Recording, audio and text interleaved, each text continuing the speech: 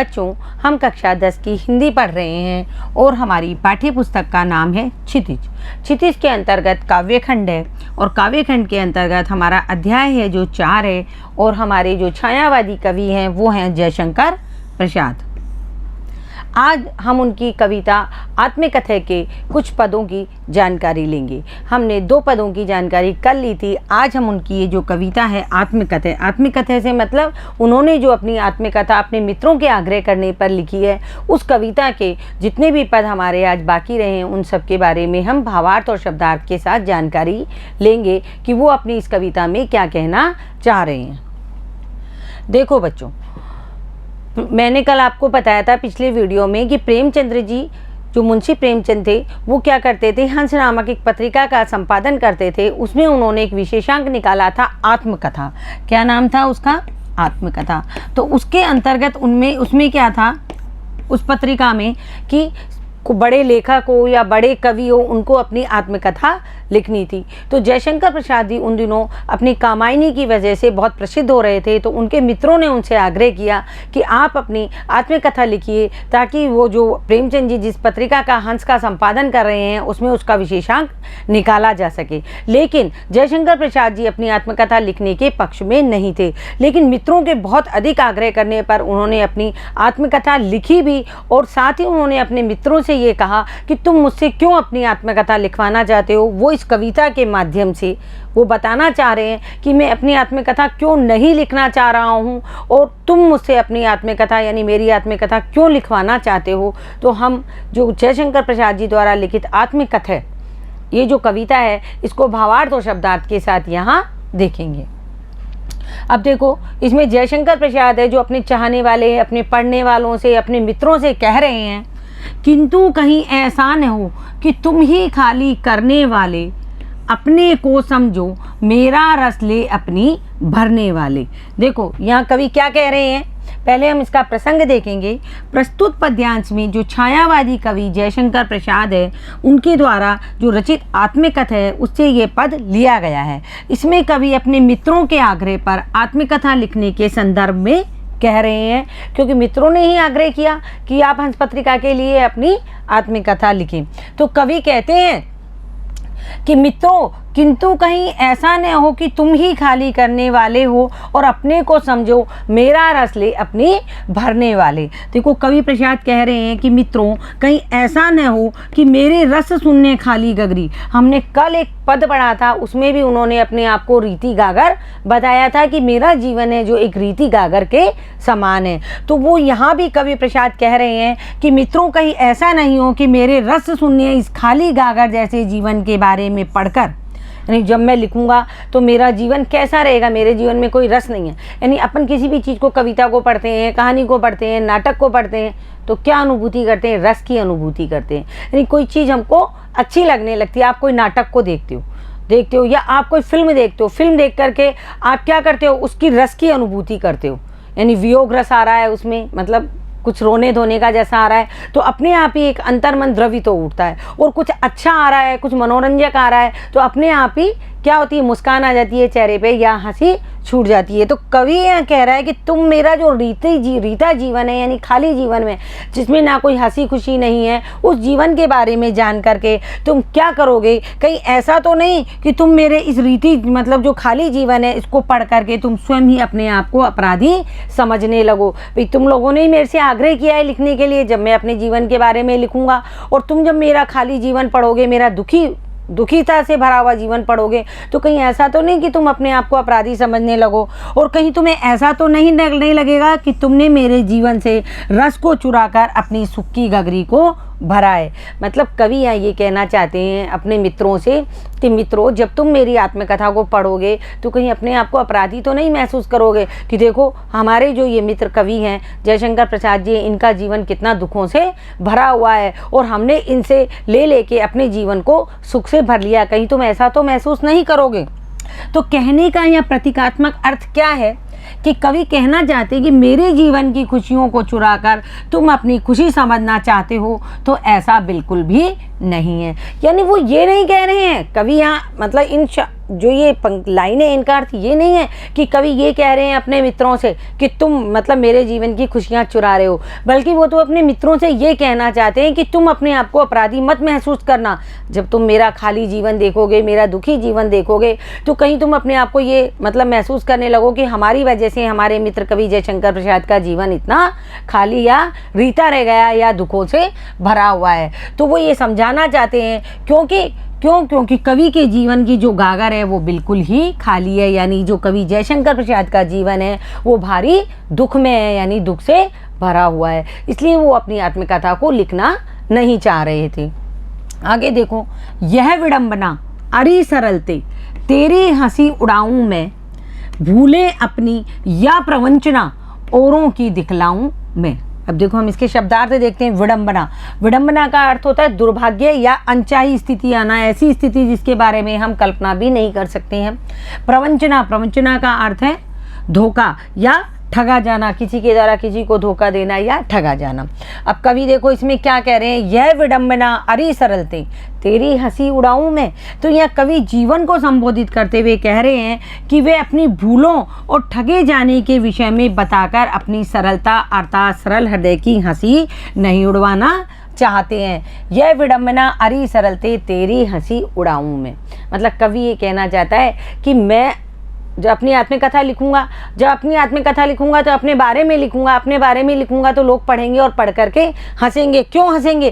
क्योंकि मेरे साथ क्या हुआ है, मेरे जीवन में धोखा मिला है। क्या मिला है मुझे? मेरे जीवन में धोखा मिला है, और मैंने जो भूल की है और जिन लोगों ने मुझे ठगा है उसके बारे में जब मैं लिखूंगा तो क्या करेंगे, मेरी जो सरलता है, मेरा जो सरल है हृदय है, उसके बारे में लोग पढ़ करके हंसेंगे। तो कवि कहना चाहता है कि वे अपनी भूलों और ठगे जाने के विषय में बता करके, यानी आत्मकथा लिखेंगे तो बताएंगे ही, अर्थात सरल हृदय की हंसी को उड़वाना नहीं चाहते हैं। मतलब जीवन का यथार्थ यही है कि जीवन यदि भूले अपनी या प्रवंचना औरों की दिखलाऊं मैं। देखो जीवन क्या है, जीवन सत्य यह है, अगर सबके सामने हम लाते हैं अपने जीवन का सत्य, यदि हम अपने जीवन का सत्य सबके सामने लाते हैं कवि के अनुसार, तो लोग क्या करते हैं, सहानुभूति नहीं जताते हैं, वरन खिल्ली ही उड़ाते हैं। यदि हम, वैसे ये एक मनुष्य की इंसानी प्रवृत्ति है कि हम किसी को यदि अपना दुख बताते हैं तो वो बहुत प्यार से हमारे दुख को सुनेगा और हमसे उसी वक्त सहानुभूति जताएगा, लेकिन बाहर जा कर के क्या करेगा, हमारे उस दुख को मजाक, हंसी या उपहास के रूप में खिल्ली उसकी उड़ाएगा। तो कवि यही कहना चाहते हैं कि मैं अपने जो जीवन में मेरे जो ठगा गया हूँ मैं, या मेरी जो सरलता है, या लोगों ने जो मुझे धोखा दिया, यदि उस धोखे को मैं किसमें लिखूंगा, अपनी आत्मकथा में लिखूंगा, तो लोग मेरी सरलता की हंसी उड़ाएंगे कि कितना बेवकूफ़ व्यक्ति था जो देखो जीवन में कैसे ठगा गया, जो मैं बिल्कुल भी नहीं चाहता हूं, क्योंकि कोई मुझसे इस बारे में सहानुभूति जताने वाला नहीं है। इसलिए कवि क्या करते हैं, अपनी भूलें दिखाकर या बतलाकर अपना सत्य व दूसरों का सत्य सामने नहीं लाना चाहते हैं। भूलें अपनी या प्रवंचना, अपनी भूलें, अपने साथ हुआ धोखा, और दूसरों की क्या है, दूसरों ने जो उनको ठगा है, या दूसरों की क्या है, दूसरों का जो सत्य है, कौन सा सत्य, जो लोगों ने उनको धोखा दिया है, वो अपनी आत्मकथा में सामने लाना नहीं चाहते हैं। आगे देखो बच्चों, हमने ये जो 4 पंक्तियां पढ़ी, इन 4 पंक्तियों में क्या विशेषता आई है उसको हम यहाँ देखेंगे। कवि अपनी विवशता और दुर्बलता अपने मित्रों के समक्ष लाना नहीं चाहते हैं। कवि आत्मकथा लिखना नहीं चाहते, और अपनी क्यों नहीं लिखना चाहते, क्योंकि उनकी जो विवशता है और उनकी जो कमजोरी है, उनकी जो दुर्बलता है, वो अपने मित्रों के सामने उसे लाना नहीं चाहते।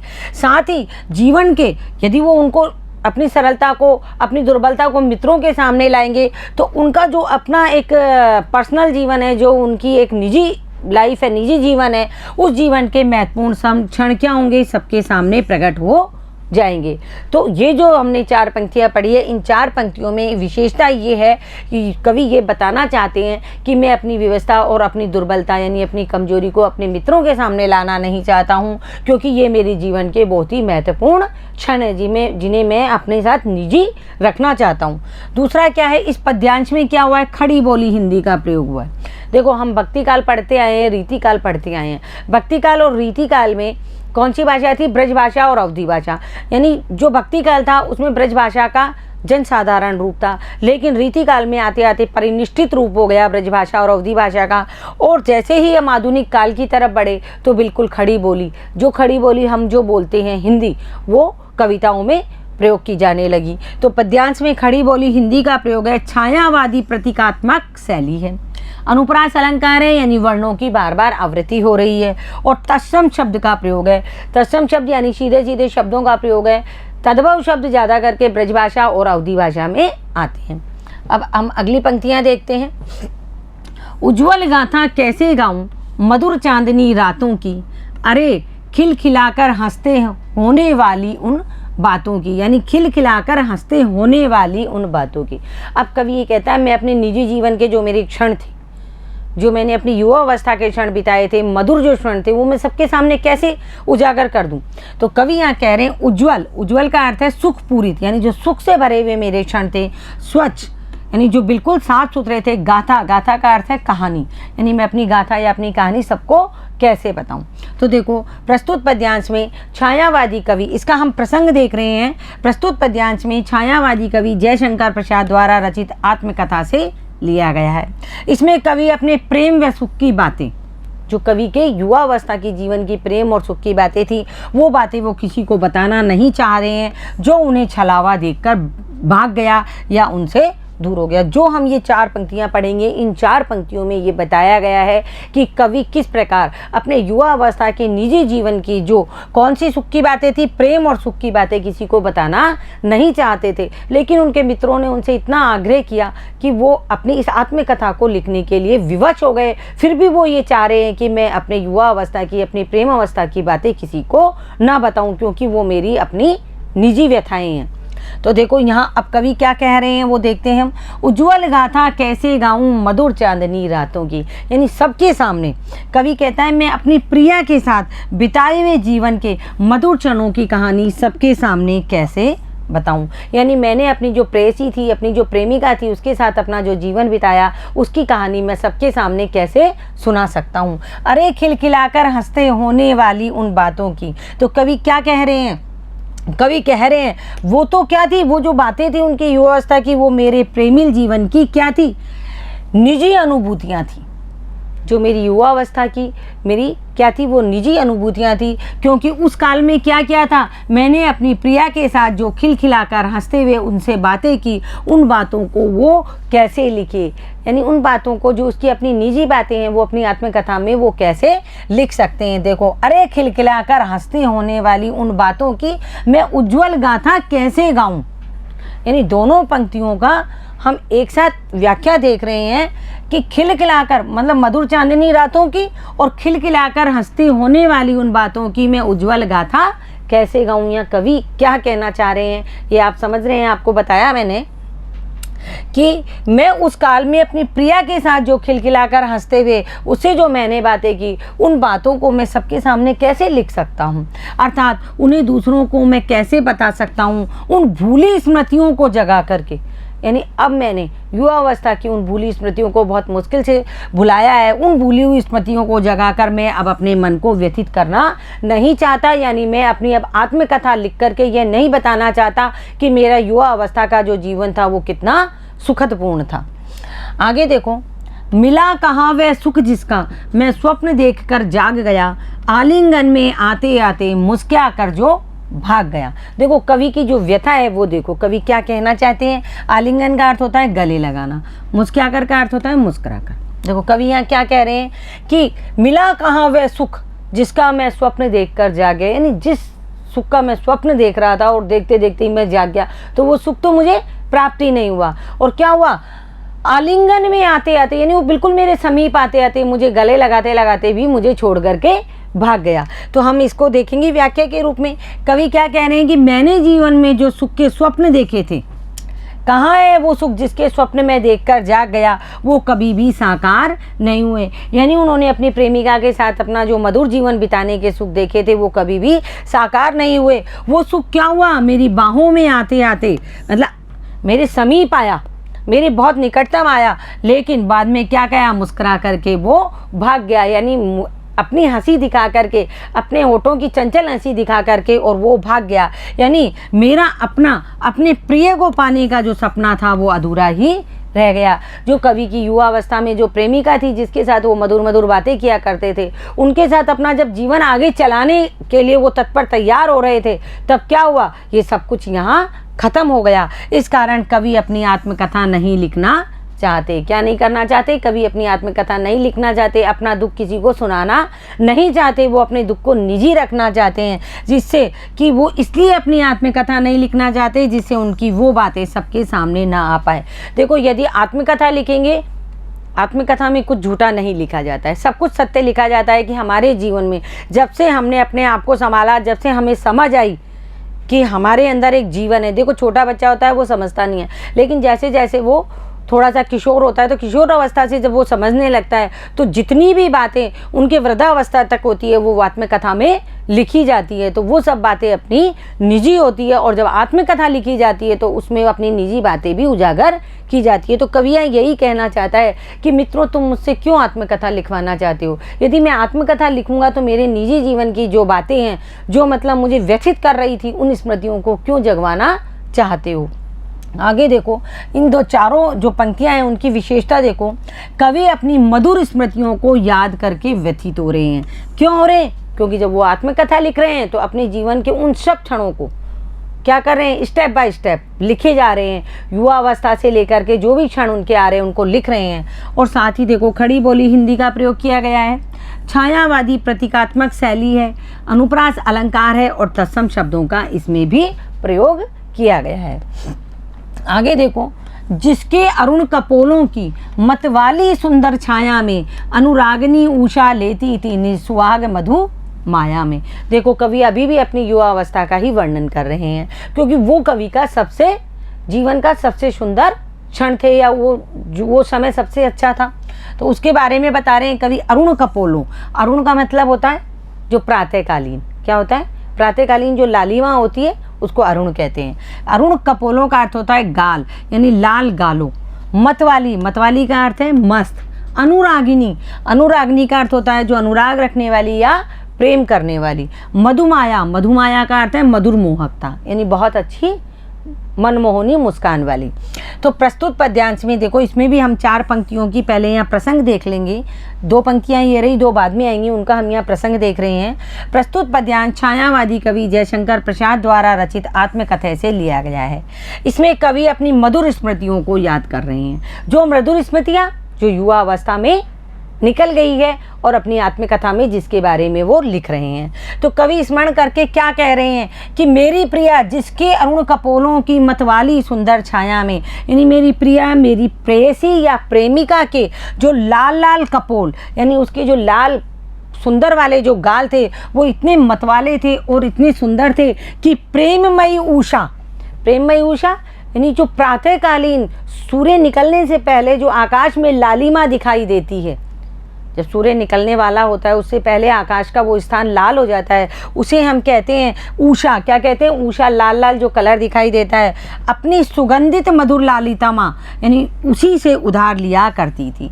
यानी कवि यहाँ ये कहना चाहते हैं, उन्होंने अपनी प्रेमिका के गालों का किस पे आरोपण किया है? देखो कि जो सूर्य निकलने से पहले जो लालिमा आती है उस लालिमा के ऊपर आरोपित किया है कि वो लालिमा भी अपना लाल रंग किससे लेती थी? कवि की प्रियतमा के सुंदर गालों से। देखो कवि क्या कह रहे हैं, वो कह रहे हैं कि मेरी प्रिया के लाल लाल कपोल इतने मतवाले और सुंदर थे कि प्रेममयी उषा, प्रेममयी उषा यानी सुबह सुबह का जो समय होता है और जो लाल लाल आकाश हो जाता है, प्रेममयी उषा भी अपनी सुगंधित और मधुर ललितमा उसी से उधार लिया करती थी। यानी मेरी प्रियतमा इतनी सुंदर थी। कहने का भाव यह है कि मेरी प्रिया के लाल लाल कपोल उषाकालीन लालिमा से भी अधिक सुंदर थे। यानी कवि की जो प्रियतमा थी वो कवि की नज़रों से, किससे?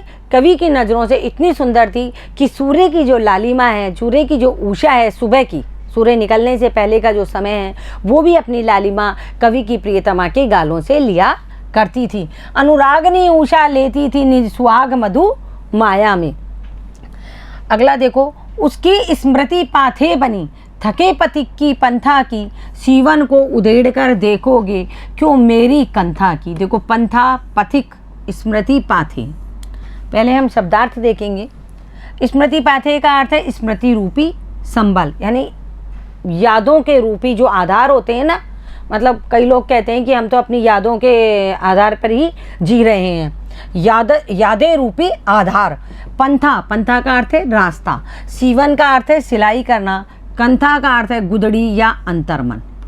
कहते हैं ना गुदड़ी के धागे क्यों उधेड़ रहे हो, यानी अंतर्मन को चीर के रखना। संबल, संबल का अर्थ है आधार प्रदान करना।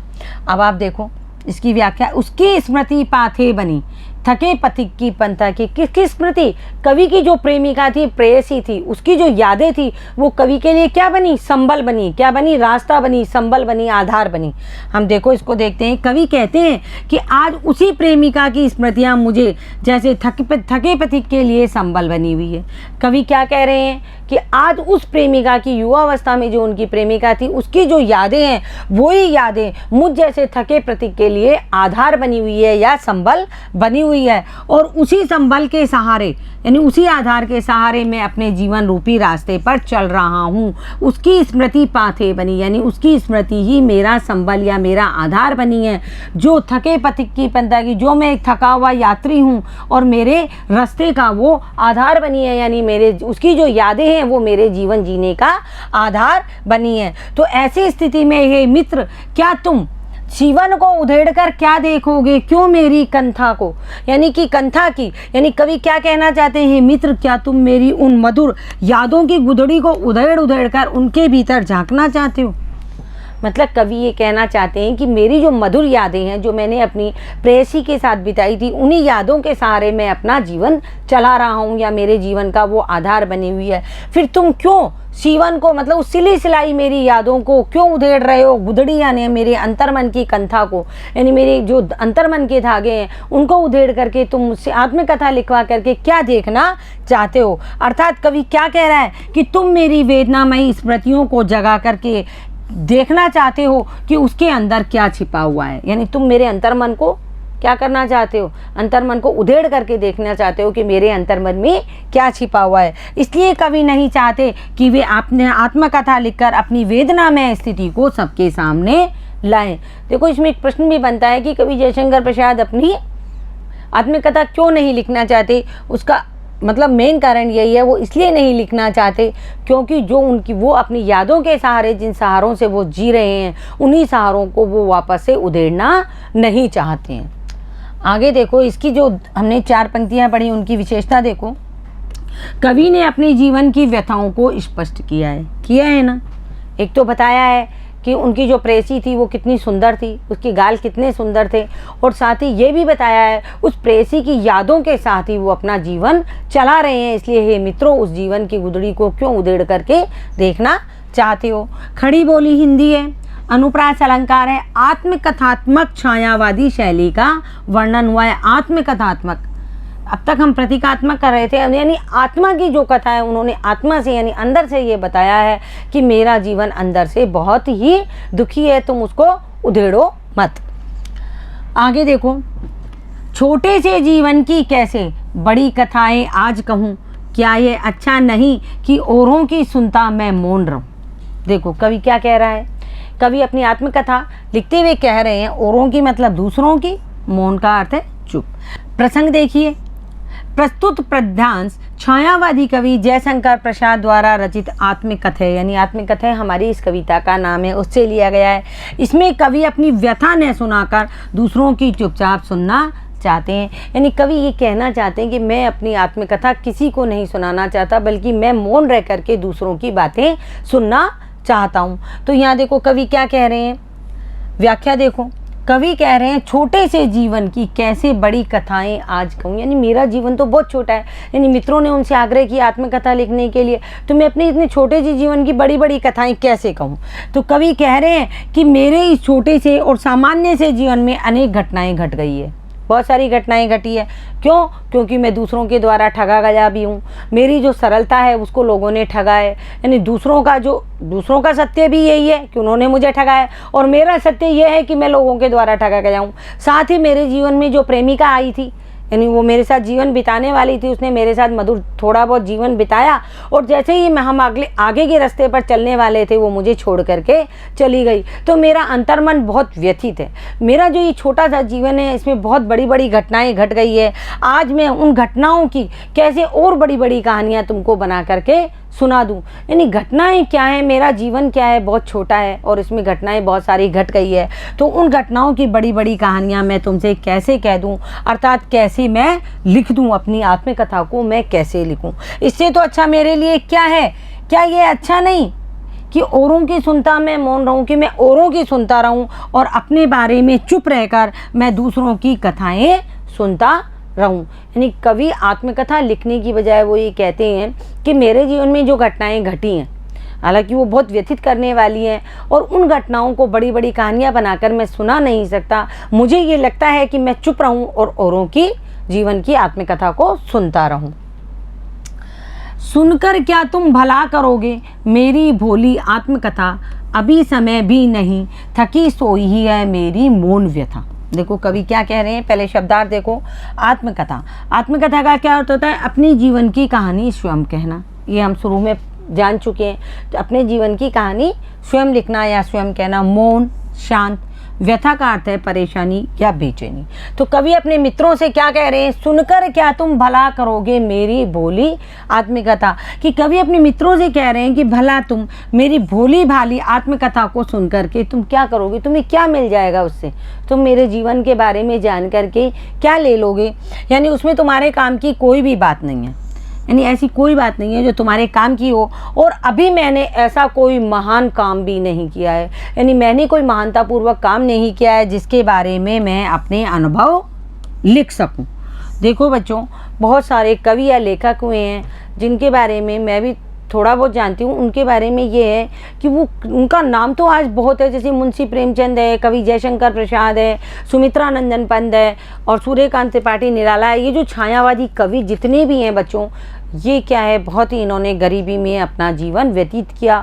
और आज जब उनका, उस वक्त इनके साहित्य की इतनी पहचान नहीं थी, लेकिन जब आज हम उनका साहित्य उठा करके देखते हैं तो उनका साहित्य बहुत उच्च स्तर का साहित्य है, जिसे आज के जो कवि हैं वो उस स्तर का साहित्य लिखने में असमर्थ हैं। तो ये जो कवि थे, जयशंकर प्रसाद है, मुंशी प्रेमचंद है, ये सब क्या, इन्होंने अपना जीवन बहुत गरीबी और वेदनामय स्थिति में बिताया है। तो ये जो मन के भाव हैं कवि के, जो यहाँ निकल करके कविताओं के रूप में सामने आए हैं। तो कवि कहना चाहते हैं, कहने को जयशंकर प्रसाद जी ने कामायनी एक महाकाव्य लिखा था, लेकिन वो अपनी यहाँ महानता का बखान नहीं कर रहे हैं। वो कह रहे हैं मैंने इतना कोई महान काम नहीं किया जिसके बारे में मैं लिख दूँ, अभी समय भी नहीं है, थकी सोई है मेरी वोन बता। इसके साथ एक बात और भी है कि इस काल में मेरे जीवन के सारे दुख दर्द और व्यथाएं क्या है, शांत है। यानी अब मैं कहाँ जा रहा हूँ, युवा अवस्था से अधेड़ अवस्था और वृद्धावस्था की ओर अग्रसर हूँ। तो मेरे जीवन की जितनी व्यथाएं अब वो शांत है। अब तुम उनको दोबारा से मत उधेड़ो, यानी मुझे दोबारा से फिर से मत कुरे दो, यानी मुझे चुपचाप रहने दो और मेरे दुख दर्द मुझे स्वयं को सहन कर लेने दो।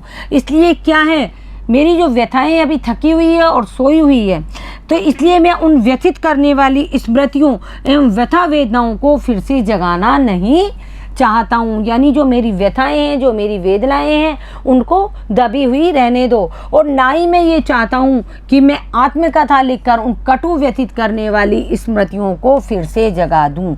इसका जो असली कारण है कवि का आत्मकथा नहीं लिखने का, वो ये है कि वो अपनी कटु व्यथित करने वाली स्मृतियों को फिर से जगाना नहीं चाहते, और ना ही अपने जीवन की जो खाली या रीति गागर है, यानी उनका जीवन बिल्कुल रीता हुआ है। जिस प्रेमिका के साथ वो अपना जीवन बिताना चाहते थे वो उन्हें छोड़कर चली गई है, तो उन्होंने अपना जीवन मौन रह करके उन यादों के सहारे निकाला है। उस जीवन को वो अपने मित्रों के सामने, अपने जानने वालों के सामने लाना नहीं चाहते। अपने जीवन को क्या बता रहे हैं, वो एक रीति गागर, यानी एक खाली घड़े के समान उनका जीवन है वो अपने मित्रों को इस चीज़ का एहसास नहीं कराना चाहते। कल को कहीं उनके मित्रों को यह नहीं लगे कि हमारी वजह से इन्होंने आत्मकथा लिखी और हमारी वजह से ही हमने इनके जीवन के सारे सुख छीन लिए और ये खाली रह गए। इसलिए कवि जयशंकर प्रसाद अपनी आत्मकथा नहीं लिखना चाहते थे। अब हम इन पंक्तियों की विशेषता देखते हैं। देखो, कवि अपनी जीवन की क्या है, कथा की वेदना व्यथा सुनाकर अपने मित्रों को निराश नहीं करना चाहते। यानी क्यों नहीं अपनी आत्मकथा लिखना चाहते, क्यों नहीं अपनी वेदना व्यथा बताना चाहते? इसको सुनकर के उनके मित्र क्या होंगे, निराश होंगे और दुखी होंगे। उनके मित्रों को ये महसूस होगा कि हमारी वजह से जयशंकर जी का जीवन है जो खाली रह गया, या हमने उनके जीवन के अंतर्मन की वेदना में ही जो अंतर्कथा थी उसको उधेड़ डाला।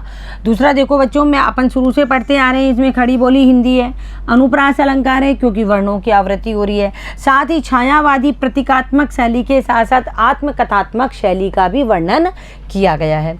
तो बच्चों, आज हमारा जयशंकर प्रसाद जी की जो कविता है आत्मकथा है, वो शब्दार्थ और भावार्थ के साथ में कवि परिचय, कवि का जीवन परिचय, साथ ही कवि का कृतित्व परिचय के साथ में संपूर्ण हो गई है। बच्चों, आप इस कविता को कवि परिचय और कृतित्व परिचय तो आपको पढ़ना ही है ध्यानपूर्वक, क्योंकि आपकी जो परीक्षा में एक लेखक परिचय और एक कवि परिचय अवश्य आएगा और उनका कृतित्व परिचय भी आएगा। तो आपको इनकी रचनाएं भी याद करनी है और उसके साथ ही आप ये जो पंक्तियां हैं इन पंक्तियों को शब्दार्थ और सप्रसंग व्याख्या के साथ, यानी कि आपको केवल भावार्थ नहीं लिखना है, सप्रसंग व्याख्या लिखनी है।